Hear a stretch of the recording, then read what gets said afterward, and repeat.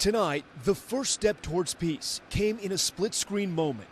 President Trump coming down Air Force One and Russian leader Vladimir Putin deplaning onto a red carpet. The two leaders meeting, joining hands, smiling, even chatting before walking on a stage titled Alaska 2025. Reporters quick to ask questions. President Putin, will you stop killing civilians? Putin signaling he can't hear them. Then, this stunning moment. Putin walking towards the president's retrofitted Cadillac, the Beast, getting in, even though reports his own vehicle was on the tarmac. The two leaders seen in the back seat, chatting, though Putin is not fluent in English.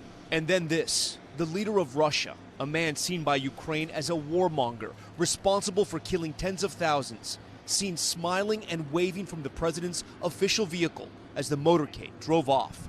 This remarkable and striking arrival as the war in Ukraine is still raging on after nearly 3.5 years. The cost of war, so many dead, and nearly 1.5 million casualties on both sides.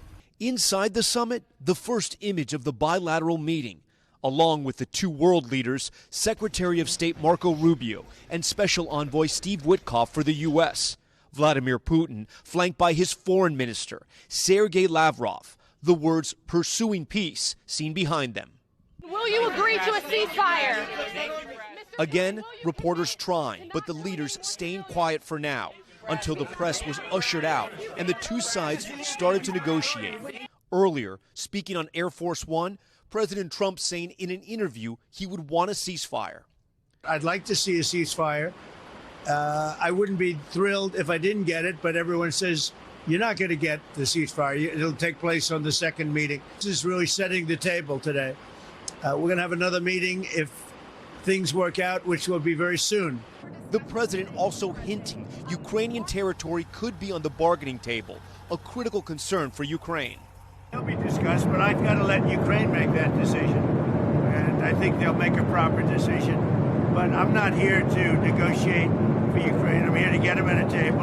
The president has said he hopes today's summit leads to another meeting that would include Ukrainian President Volodymyr Zelensky.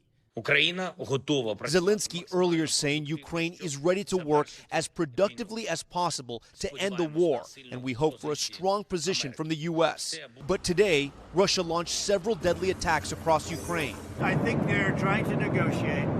He's trying to set a stage. I mean, in his mind, that helps him make a better deal. It actually hurts him. But in his mind, that helps him make a better deal if they can continue the killing. Ukraine also striking an apartment building on the border with Russia. The two leaders behind closed doors for hours, emerging then at a news conference. I expect that today's agreements will be the starting point. I believe we had a very productive meeting. There were many, many points that we agreed on, most of them, I would say, a couple of big ones that we haven't quite gotten there, but we've made some headway.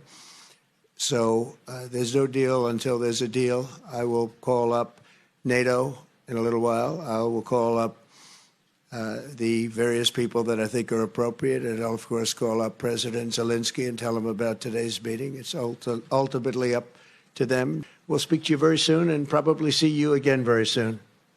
Thank you very much, Vladimir. Next time in Moscow. Oh, that's an interesting one. I don't know. I'll get a little heat on that one, but I could see it possibly happening. A historic meeting wrapping up, but the future in Ukraine still unclear. We thank you for watching, and remember, stay updated on breaking news and top stories on the NBC News app or watch live on our YouTube channel.